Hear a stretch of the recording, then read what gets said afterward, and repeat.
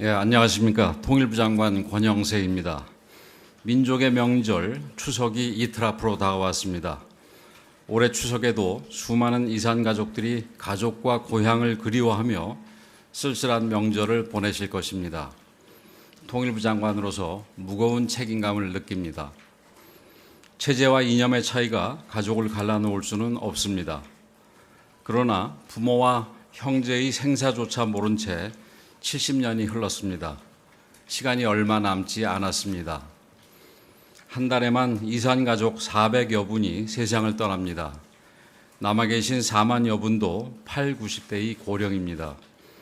남북 당국이 아픈 현실을 솔직하게 대면해야 합니다. 이산가족이라는 단어 자체가 사라지기 전에 문제를 해결해야 합니다.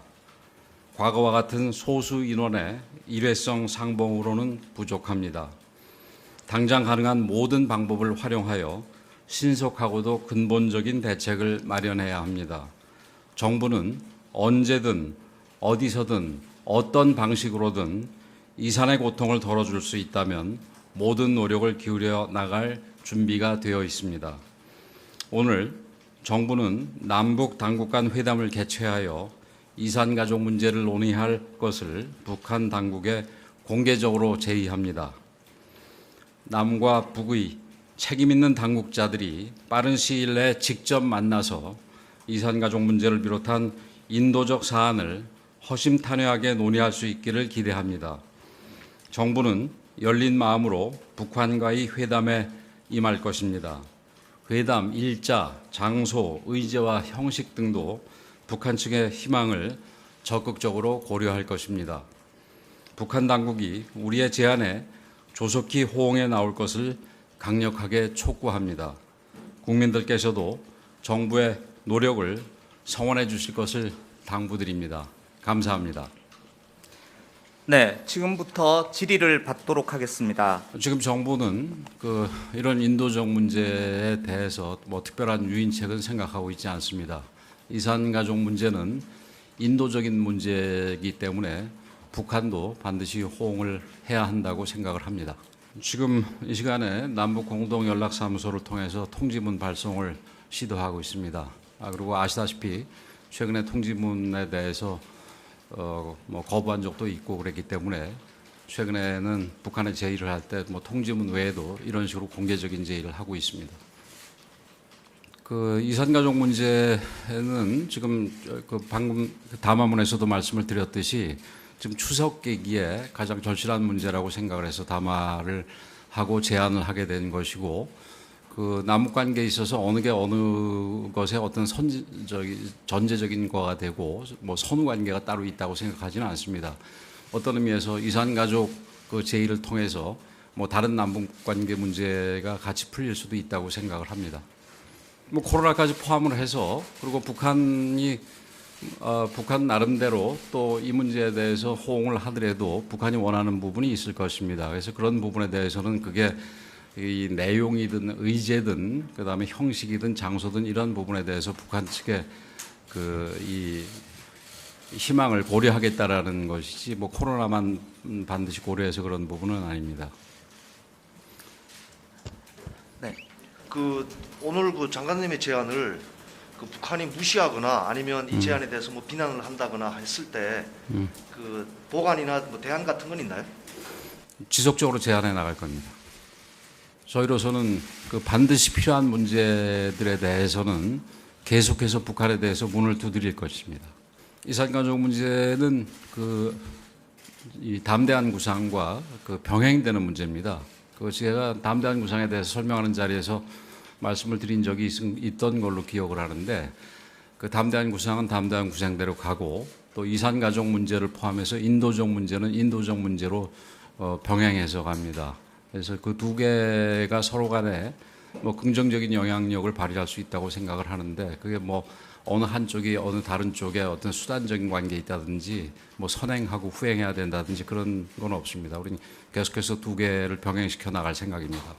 사실은 우리가 좀 근본적인 대책을 논의해서 결론을 이끌어낼 필요가 있기 때문에 통상적으로 여러분 잘 아시다시피 이산가족 문제는 적십자 사에서 이제 제안을 했었는데 이번에는 당국자 회담을 제안한 겁니다. 근데 우선 뭐 가장 기본적인 거는 이산가족 문제와 같이 가장 기본적이고 인도적인 문제가 남북 관계에 따라서 영향을 받아서 이게 중간중간에 단절이 되는 문제부터 시작해서 그 지금 현재 코로나 상황이라든지 이런 방역 상황에서 그 이산가족이 상봉이 실현되더라도 이 실제적인 상봉을 시행해 나가는 데 있어서는 여러 가지 추가적인 조치들이 필요할 거라고 생각이 됩니다. 그래서 그런 부분 현실적인 상황과 근본적인 상황을 다 포함을 해서 당국자 회담을 하는 게 적절하다고 판단을 해서 당국자 회담을 제안을 한 겁니다. 그러나 뭐 북한이 다른 제안을 한다면 그 다른 제안에 대해서도 열린 마음으로 우리가 고려할 생각이 있습니다.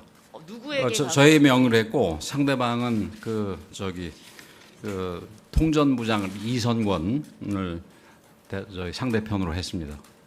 잘 아시다시피 뭐 조평통은 지금 그 임명이 되지를 않은 걸로 알고 있어서 그래서 이선권을 상대로 했습니다. 그 뭐 저희들 희망은 북한과 여러 가지 우선 뭐 두 번째 문제부터 그 말씀을 드린다면은 그 이산가족 문제에서 시작해서 다른 데로 뭐 확장이 되는 거에 대해서 뭐 아주 절대적으로 기대를 하고 희망을 하고 있습니다만 그거는 뭐 일단 회담을 해봐야 하는 것이고 그다음에 첫 번째 문제는 최소한 이 정부 출범하고는 북한 측으로부터 뭐 이산가족 상봉과 관련된 어떤 입장도 확인된 바가 없습니다. 그 대통령실과는 항상 이런 문제에 대해서는 그 상황을 공유하고 있다라는 말씀을 정도를 드릴 수가 있겠고요.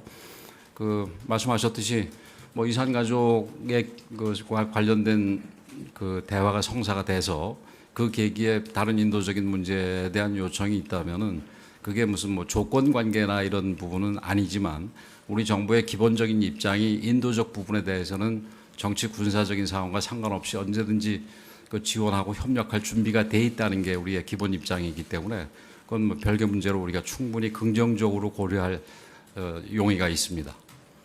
예, 조금 아까 말씀을 드렸지요. 지금 조평통이 확인이 안 되기 때문에 확인이 안 되기 때문에 예, 저희가 통전부장을 상대로 통지문도 보내고 대화 제의도 하는 겁니다. 그 일회성보다는 좀 지속적으로 그러니까 이게 정례적으로 되기를 기대한다는 얘기죠. 예. 정례적인 상봉 행사를 그러면 생각을 하시는 건가요? 그렇지요.